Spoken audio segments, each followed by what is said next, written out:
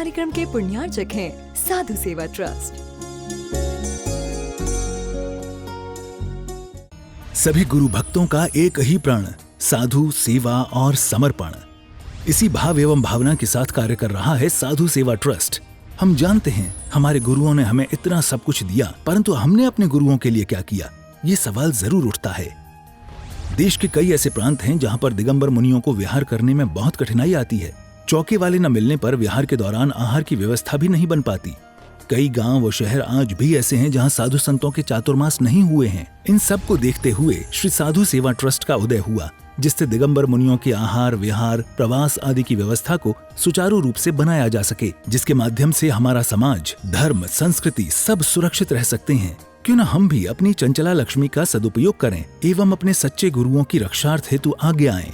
योजना: परम संरक्षक 1,11,111 रुपए, वरिष्ठ संरक्षक 51,151 रुपए, संरक्षक 31,131 रुपए, आजीवन सदस्य 21,121 रुपए, सदस्य 11,111 रुपए। खाता विवरण: account name VVSP Sadhu Seva trust, bank name HDFC bank limited, account number 50200073358170, IFSC code HDFC 0001273, trust PAN card AADTV 8567E, mail ID vvspsadhusevatrust@gmail.com।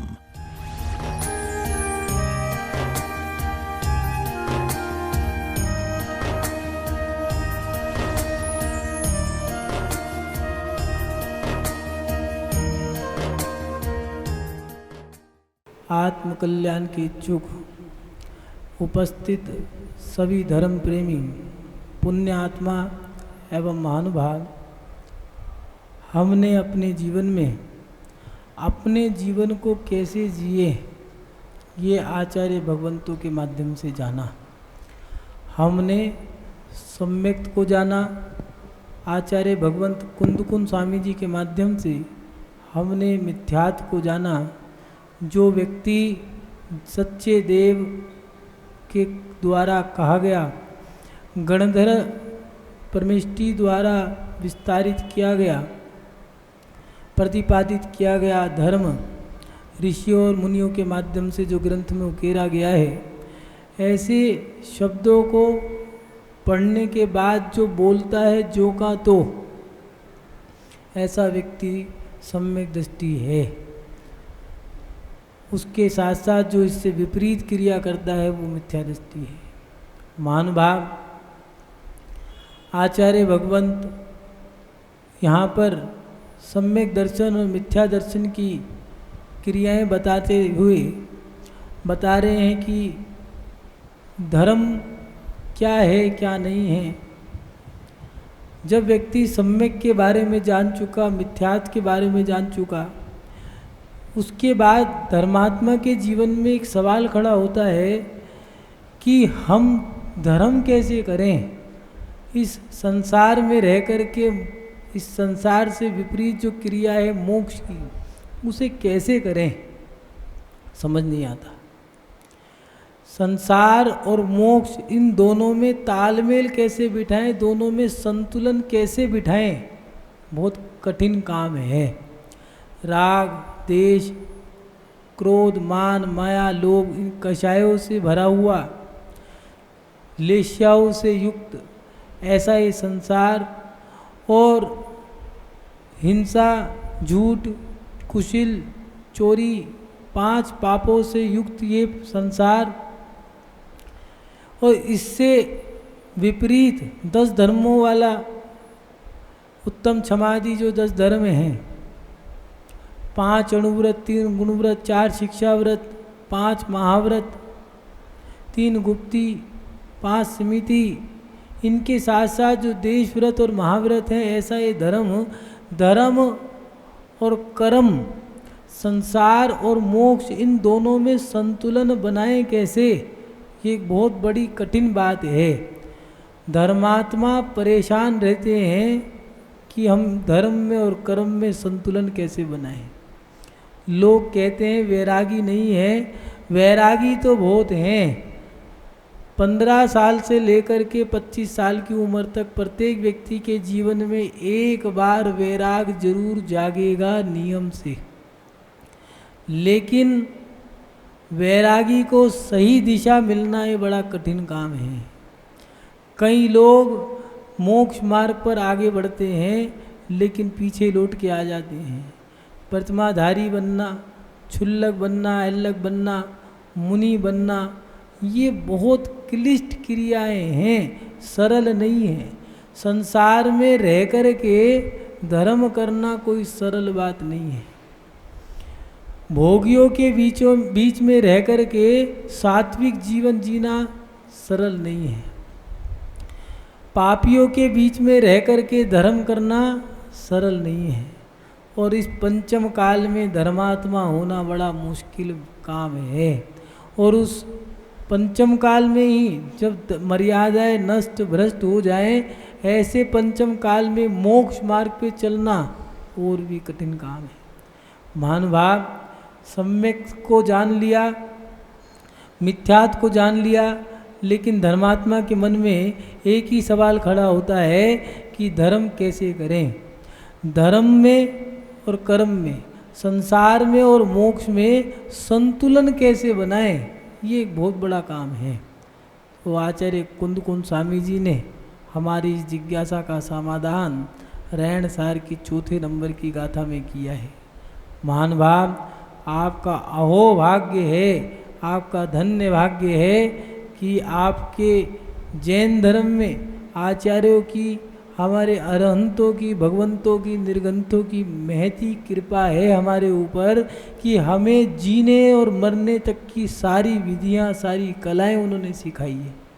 ये उनका हमारे ऊपर एक उपकार है कि मन में जिज्ञासा आए तो हर जिज्ञासा का समाधान ग्रंथों के माध्यम से किया है। आचार्य कुंदकुंद स्वामी जी ने धर्म में संतुलन कैसे बनाना है ये इस चौथे नंबर की गाथा में दिया है। आचार्य कुंदकुंद स्वामी जी लिख रहे हैं, सम्मत रेण सारम मोक्षम महारूख मूलमदी बढ़ियम तम जानिज्जय निच्छे व्यवहार सर्वदो भेयम। यहाँ आचार्य कुंदकुंद स्वामी जी लिख रहे हैं कि मोक्ष रूपी महावृक्ष का मूल रत्ना सम्यक रत्नी ही सारभूत है, ऐसा कहा गया है। अगर मोक्ष मार्ग पर कोई चल रहा है, मोक्ष प्राप्त करना चाहता है, ऐसा नहीं है आप ही लोग मोक्ष प्राप्त करना चाहते हो। मोक्ष प्राप्त करने के लिए पूरा विश्व प्रयास करता है, पुरुषार्थ करता है। सभी मतावलंबी, सभी धर्मों में मोक्ष की चर्चाएं हैं और सभी मतावलंबी मोक्ष के लिए पुरुषार्थ करते हैं। हाँ, पुरुषार्थ अलग अलग हो सकते हैं, लेकिन सबकी चाह तो एक ही है कि संसार से कैसे भी हो छुटकारा मिले। लेकिन संसार छोड़ने का उपाय प्रत्येक व्यक्ति नहीं जानता, प्रत्येक धर्म में नहीं दिया है। महानुभाव, आचार्य कुंदकुंद स्वामी जी लिख रहे हैं, मोक्ष रूपी महावृक्ष का मूल सम्यक रत्न ही सारभूत है। अगर मोक्ष प्राप्त करना है तो पहले हमें अपना सम्यक मजबूत करना होगा। देवशास्त्र गुरु पे श्रद्धान करना सम्यक दर्शन है, तत्वार्थों पे श्रद्धान करना सम्यक दर्शन है, ऐसा आचार्य उमा स्वामी जी ने दिया। लेकिन हम सम्यक दृष्टि भी हैं या नहीं है? आचार्य भगवंत लिख रहे हैं कि जो जिनेन्द्र भगवान द्वारा कहा गया धर्म है, उसी धर्म को ज्यों का तो बोलना सम्यक दृष्टि का काम है। उससे विपरीत क्रिया जो है वह मिथ्या दृष्टि की क्रिया है। महानुभाव, पहले हम ये भी ध्यान दें कि हम सम्यक दृष्टि है या नहीं है। विचार करें, हम मोक्ष प्राप्त करना चाहते हैं, लेकिन सम्यक दर्शन हमारा मजबूत है क्या? सच्चे देव, सच्चे शास्त्र, सच्चे गुरु को ही हम श्रद्धान कर रहे हैं, नमस्कार कर रहे हैं या नहीं? अगर नहीं कर रहे तो अभी मोक्ष बहुत दूर है। और अगर कर रहे हैं तो आचार्य भगवंत ने उदाहरण दिया है सम्यक दृष्टि के 8 भव, नहीं तो 32 भव, नहीं तो किसी आचार्य ने दिए हैं ज़्यादा से ज़्यादा, अधिक से अधिक, बहुत अधिक लगा लो तो 40 भव दिए हैं। इतने में तो वो कल्याण कर लेगा। महानुभाव, हम अपने जीवन में सम्यक दर्शन को प्राप्त करें। इसीलिए आचार्य भगवान ने कहा, चारित्र नहीं कहा है, चारित्र को बाद में कहा, पहले सम्यक दर्शन को लिखा उन्होंने। चारित्र को भी कह सकते थे, लेकिन चारित्र धारण कर लिया और सम्यक दर्शन नहीं है तो वो चारित्र भी किसी काम का नहीं है। इसीलिए आचार्य कुंद स्वामी जी यहाँ पहले ही लिख रहे हैं, सम्मत रैण सारम मुख महारूख मूल विधि बढ़ियम तम जानिज्य निश्चय व्यवहार स्वरूप दो भेयम। सम्यक, हमारा सम्यक जो है रत्न है मोक्ष मार्ग में। जब तक सम्यक मजबूत नहीं होगा तब तक कुछ नहीं कर सकते, तब तक कि हमारे सारे व्रत उपवास पुरुषार्थ सब व्यर्थ है। इसलिए पहले सम्यक को धारण करो, और सम्यक धारण कर लिया तो फिर दे रहे हैं कि सम्यक के बाद वह व्यक्ति निश्चय और व्यवहार रूप से 2 भेद वाला धर्म कहा गया है, दोनों को स्वीकार करके व्यवस्थित तरीके से हमें अपने जीवन को धर्म करने के लिए व्यवस्थित तरीके से धर्म करना होगा। व्यवहार और निश्चय ये बड़ा कठिन काम है। कुछ लोग व्यवहार को नहीं समझते, कुछ लोग निश्चय को नहीं समझ पाते। जो व्यवहार को समझते हैं वो निश्चय को नहीं समझ पाते, जो निश्चय को समझ लेते हैं वो व्यवहार को नहीं समझ पाते। निश्चय और व्यवहार दोनों को समझना बड़ा कठिन काम है। जो समझ लेते हैं वो कल्याण कर जाते हैं। महानुभाव, व्यवहार पहले आचार्य कुंद स्वामी जी ने दिया है, अगर हमें धर्म करना है तो धर्म कैसे करें, मोक्ष प्राप्त करना है तो सम्यक दर्शन चाहिए, और धर्म अगर करना है तो धर्म करने के लिए पहले व्यवहार निभाना होगा। पहले निश्चय नहीं दिया है, पहले व्यवहार होगा। गृहस्थ जीवन में आप अगर गृहस्थ जीवन जी रहे हो संसार में रह करके, तो अपने माता पिता पुत्र पत्नी बंधु बांधव भाई मित्र इत्यादि जो हैं ये, इन सभी के साथ आपको व्यवहार निभाना होगा। कुछ लोग मंदिर में ज़्यादा समय देते हैं, लेकिन आचार्य भगवंत कह रहे हैं यहाँ पे कि व्यवहार जो है, व्यवहार निभाने के लिए व्यवस्थित तरीके से आपको धर्म करना है तो व्यवहार भी आपको व्यवस्थित तरीके से निभाना पड़ेगा। माता पिता हैं तो उनको समय देना पड़ेगा, शादी करी है तो पत्नी को भी समय देना है। पति पत्नी में लड़ाई क्यों है, व्यक्ति तनाव में क्यों है, चिंताओं में क्यों है, कहीं ना कहीं उसने अपना व्यवहार तरीके से नहीं निभाया। जितना समय पत्नी को देना था उतना पत्नी को समय नहीं दे पाया। माता पिता में लड़ाई क्यों हो पाई, कारण कहीं ना कहीं उसने माता पिता की सेवा उनके दायित्व से चोरी करी है। जो व्यवहार उनके प्रति निभाना था वो किया या नहीं किया। पहले स्वाध्याय करने वाले लोग हुआ करते थे, आज स्वाध्याय कम होने लग गया है, और उस कारण आज लोग टेक्नोलॉजी सुविधाएं तो बहुत सारी हैं। पहले सामान उठाने के लिए हाथी को पकड़ के लाते थे, फिर हाथी सामान उठाया करता था भारी भरकम वाला। आज तो फ़ोन करो क्रेन आ जाती है सामान उठा करके। एक मकान तोड़ने में 1 महीना लगता था, आज तो 1 मिनट में बुलडोजर चलाया, क्रेन को बुलाया, सामान मलबा उठाया, चकाचक साफ, 1 दिन में टप। 1 महीने का काम 1 घंटे में हो सकता है। सुविधाएं तो हमारे पास आ गई है, टेक्नोलॉजी तो हमारे पास आ गई है, लेकिन उस टेक्नोलॉजी उन सुविधाओं को हम कैसे इस्तेमाल कर रहे हैं वो इस्तेमाल करना हमें नहीं आता। कारण हमारे तनाव का कारण हमारा व्यवहार अभी अशुद्ध है। हमें अपना व्यवहार शुद्ध करना होगा। पहले बच्चों को गुरुकुल में भेजा करते थे, छुट्टियां हुआ करती थी तो गुरुओं के पास भेजा करते थे, जाओ बच्चों गुरु के पास रहना है 2 महीने। वाचना हुआ करती थी, गुरु से पढ़ा करते थे।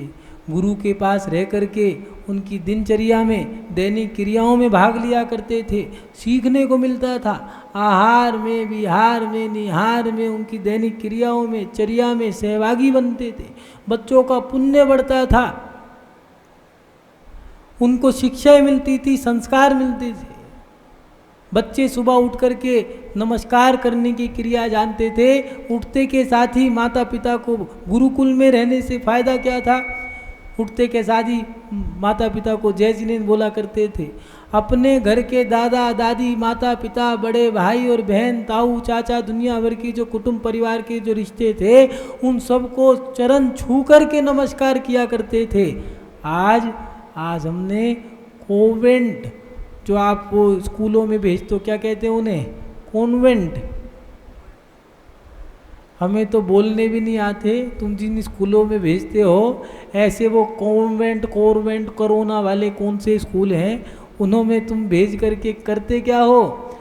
बच्चे अब माता पिता के चरण छूने भूल गए।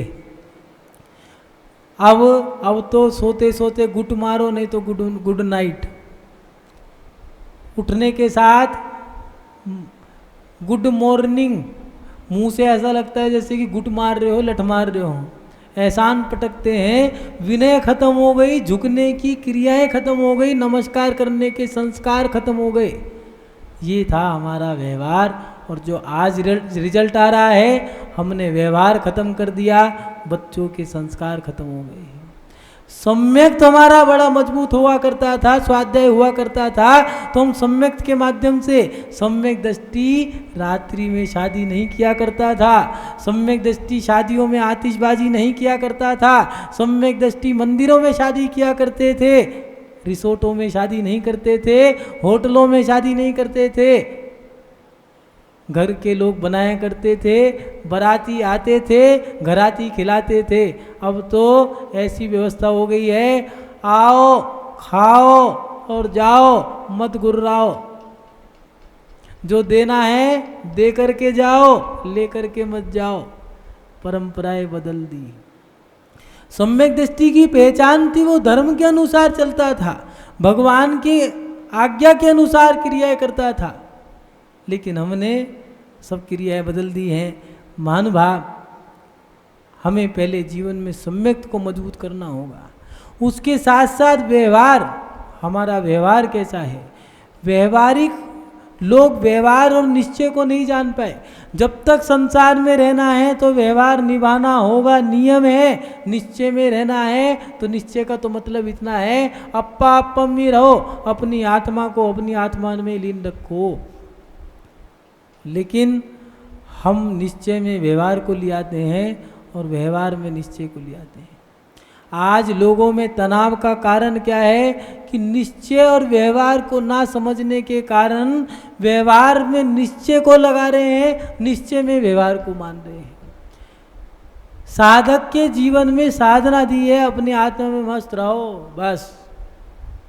और गृहस्थ के जीवन में दिया है, व्यवहार धर्म के माध्यम से धीरे धीरे निश्चय की ओर बढ़ते चले जाओ। गृहस्थों के जीवन में व्यवहार धर्म दिया है,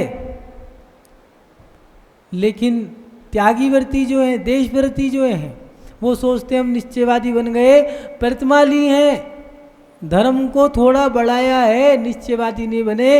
अभी निश्चय का अभ्यास करना है, सामायिक का अभ्यास करना है, प्रतिमाओं का अभ्यास करना है, ध्यान का अभ्यास करना है। अभी प्रतिमाधारी 5वें गुरु स्थान में अभ्यास आया है निश्चय का। मुनि महाराज के जीवन में, मुनियों के जीवन में निश्चय शुरू होता है। इसलिए व्यवहारिक व्यक्ति व्यवहार को समझे, व्यवहार क्या है। अगर माता पिता हैं तो उनकी आज्ञा में रहना पड़ेगा। आज व्यक्ति चाहता है मेरी प्रशंसा कर दो, मुझे मेरी तारीफ कर दो, मेरी तारीफ करते रहो बस, मेरी प्रशंसा के पुल बांध दो, लेकिन मेरी कमियां मत गिनाओ, मेरी बुराइयां मत बताओ। माता पिता अगर बुराई बता रहे हैं, तुम्हारी कमियां बता रहे हैं, तुम्हें डांट रहे हैं, तो एहसान मानो, तुम्हें डांटने वाला तो कोई है नहीं। तो उनके पास जाके देखो, वो लोग रोते हैं, कहते हैं, पड़ोसी से जाके कहते हैं कि अम्मा मैं तो आज से तुम्हें अपनी माँ मानती हूँ, क्यों भैया, जब तुम्हारी माँ नहीं थी तब तो माना नहीं, और जब चली गई अब पड़ोसी की माँ को माँ बना रहे हो।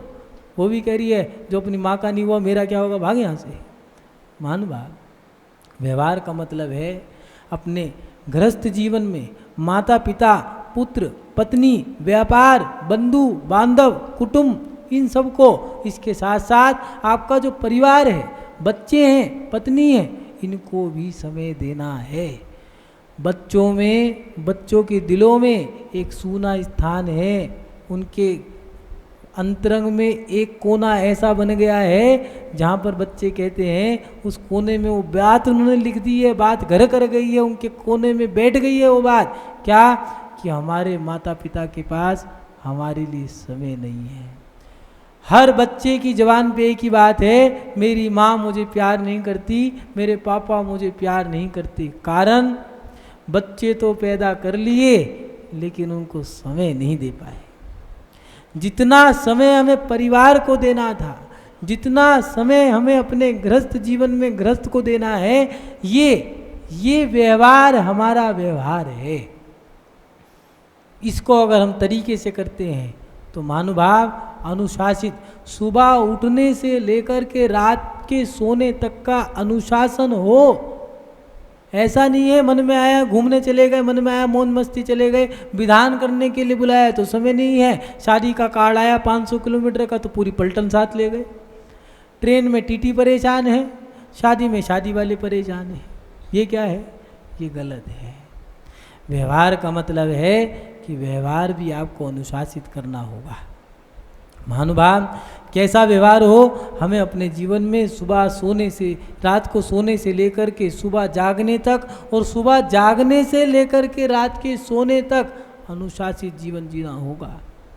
और उसके साथ साथ कुटुंब के अगर सदस्य हैं तो माता पिता, उनको भी समय देना होगा, अपने बच्चों को भी समय देना होगा, पत्नी को भी समय देना होगा, व्यापार को भी समय देना होगा। 4 घंटे 8 घंटे अगर कोई व्यक्ति मंदिर में बैठा है तो भैया गलत है। अगर 8 घंटे मंदिर में बैठ जाओगे तो पत्नी, बच्चे, कुटुंब, परिवार और व्यापार, दुकान कौन चलाएगा? पत्नी कहेगी भैया तुम धर्मात्मा बन जाओ। तो जितना समय धर्म का है उतना ही धर्म में समय देना है। बच्चों को भी समय देना है। अगर पाल पोस के बड़ा कर दिया, एक महिला कहने लगी, पूछा उससे ये बच्चा कितना बड़ा है? कहने लगी 1.5 साल का है। कहने लगी महाराज जी टाइम हो गया, अब जाना है। कहाँ जाना है? इसको स्कूल में छोड़ना है। तो ये 1.5 साल का बच्चा है, कहाँ स्कूल में छोड़ोगे? कहले महाराज जी कुछ नहीं, वहाँ खेलते रहते हैं, थोड़ा पढ़ते रहते हैं, थोड़ा सा इनसे छुटकारा मिल जाता है, परेशान करते रहते हैं। जब तुम्हें शादी करी थी और जब बच्चा करना था तुम्हें पता नहीं बच्चे परेशान करते हैं। अगर बच्चों से छुटकारा पाना था और परेशान नहीं होना था तो बच्चे करे क्यों? और जब बच्चे करे हैं तो फिर उनकी सारी क्रियाओं को निभाना होगा। महानुभाव, पहले क्रियाएं हुआ करती थी, आचार्य भगवंतों ने अनुशासन दिया है जीवन जीने का। बच्चा पैदा हुआ करता तो 12 दिन बाद उसका नाम रखते थे, हलवा बटता था घर में। बच्चा 45 दिन बाद मंदिर लेके जाया करते थे, ढोलक बजते थे, ढोल बजते थे, गीत हुआ करते थे। बच्चा पहली बार बैठता था तो लड्डू बटते थे। घोड़े पे पहली बार बैठता था तो एक कटोर दान में 4 मीठे लड्डू बांट करके, न तो वो लड्डुआ हुआ करता था उससे पहले तो इतना बड़ा वो 1.25 किलो का लड्डू बांटूंगा मेरे बच्चा पहली बार घोड़े पे बैठेगा तो घुड़चड़ी के समय पे। बच्चा पहली बार बोलता था तो लड्डू मीठा बटता था। बच्चा पहली बार बैठता था उसका बाल कटता था, पहली बार लिखने की क्रिया होती थी तो मीठा बांटते थे। ये क्या था? ये आचार्य जिनसेन स्वामी जी ने आदि पुराण में भाग 2 में 38वें 39वें 40वें नंबर के अध्याय में ये क्रियाएं दी हैं। गर्भान में 53 क्रिया दी हैं, क्रियान्वय दीक्षान्वय 48 और 7 क्रिया 108 क्रिया गृहस्थों की दी हैं। चटाने की क्रिया, नहलाने की क्रिया, कपड़े पहनाने की क्रिया, बिठाने की क्रिया, क्रियाओं के नाम दिए, सुप्रीति क्रिया, प्रीति क्रिया, मौत की क्रिया, अनुमोद की क्रिया, ऐसे 53 क्रिया गर्भान में दी हैं।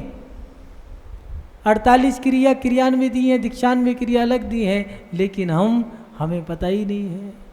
आज हमारा स्वाध्याय ना होने के कारण सुविधाएं बहुत हैं, टेक्नोलॉजियाँ ऐसी हैं। पहले चक्की आया करती थी, अब तो बटन दबा दो आटा हाथ में आए।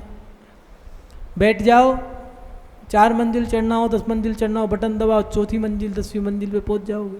जो आधा घंटा लगता है, आधा मिनट या 1 मिनट लगेगा।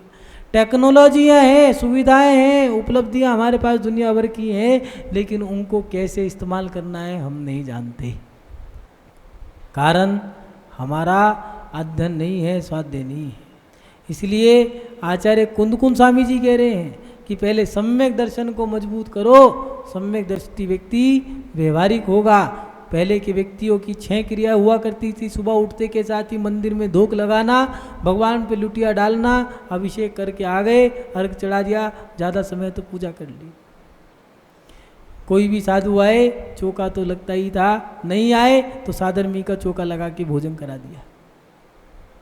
सुबह 2 क्रिया हो गई, दोपहर को स्वाध्याय समायिक कर लिया, स्वाध्याय कर लिया, शाम को भगवान के मंदिर में आकर के पाठन पठन कर लिया। 6 आवश्यक क्रियाएं किया करता था। संयमित जीवन जीता था। तप और स्वाध्याय के माध्यम से, त्याग के माध्यम से अपनी 6 आवश्यक क्रिया करता था।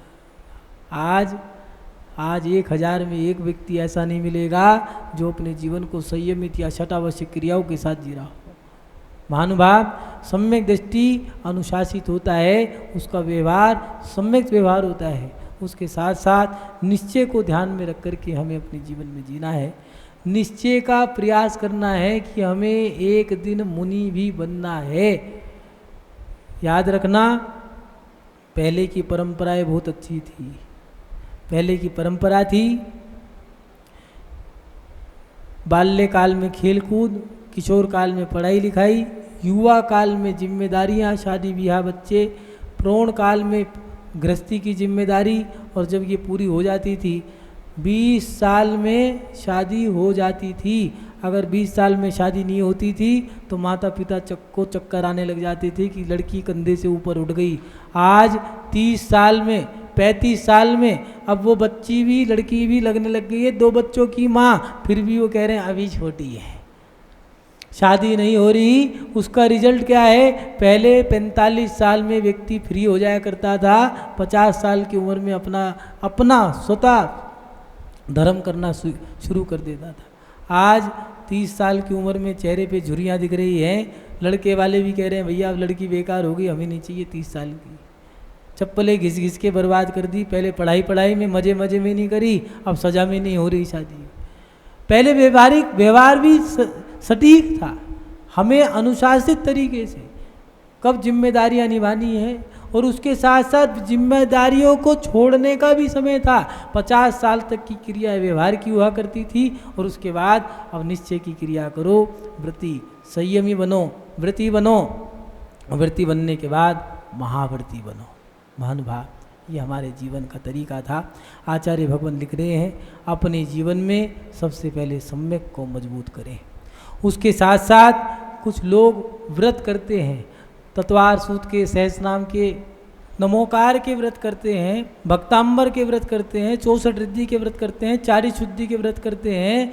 व्रत तो बढ़ा लिए, लेकिन सम्यक दर्शन भी है या नहीं है? देवशास्त्र गुरु पे श्रद्धान है या नहीं है? किस दरबार पे धोख लगा रहे हो, किस गुरु को मान रहे हो? इसलिए आचार्य भगवान कह रहे हैं पहले सम्यक दर्शन को दृढ़ करो। इस कार्यक्रम के पुण्यार्चक थे साधु सेवा ट्रस्ट।